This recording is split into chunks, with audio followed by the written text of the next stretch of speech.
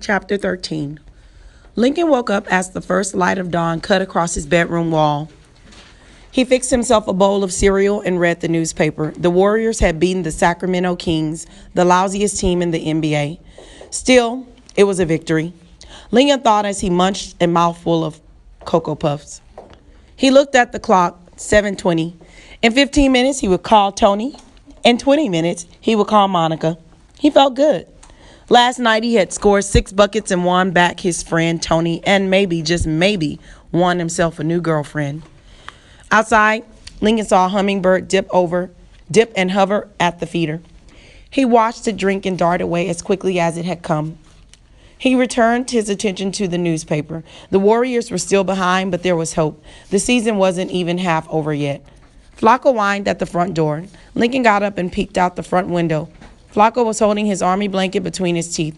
Lincoln laughed, opened the door, and let Flacco in, minus the blanket. "Tienes hambre? Are you hungry?" Lincoln asked as he fixed Flacco a bowl of Cocoa Puffs. Flacco lapped up the cereal, splashing milk on the floor. Lincoln heard his mother stir in her bedroom, so he quickly gathered up Flacco's bowl. She didn't like the dog to eat cereal, especially not out of her bowls. She came into the kitchen, tightening the belt to her robe. Her mussed hair was pushed to one side, and her eyes were puffy from sleep. "The hot water's hot," Lincoln said. "The hot water's hot," his mother mimicked playfully. "What kind of logic is that?" She opened the cupboard and took out the coffee beans in her grinder. "Are you hungry?" "Nah, I had some cereal." Then he added, "I'm still full from the pizza." Lincoln, his mother, and Roy had gone out with the players from Franklin. After the altercation with Coach DeSettis, Lincoln had jogged over to talk to Coach Ramos, who asked him to join the Franklin team for pizza. Lincoln was happy. He shouted for his mother and Roy to come over, and Coach Ramos asked him to come along too.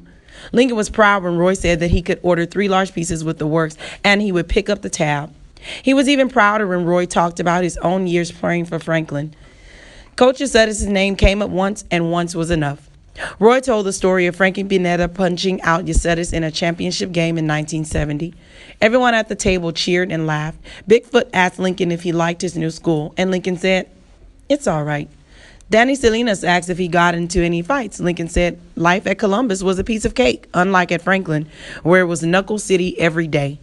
Tony was quiet at first. He sipped his soda and chewed slowly on the same slice of pizza while others were working on their 3rd and 4th slices. But after a while, he joined the talk and began to look more and more in Lincoln's direction.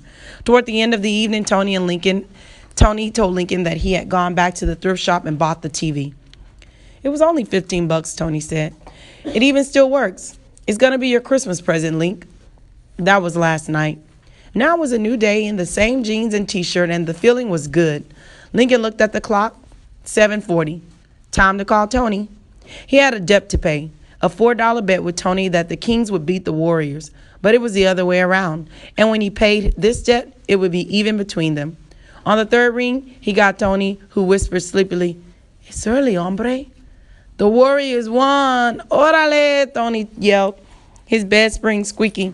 "I'll pick it up on Saturday. Be home, ese. We'll get in a game of one-on-one." "I'll be there," Lincoln said as he hung up, smiling. He sucked in a room full of breath, let it out, and sighed. "Now, Monica." Lincoln, heart thumping, punched in her phone number. Just as he began to stutter, "Hello?" his mother started the hairdryer. It was better that way. He had things to say to Monica no one else should hear.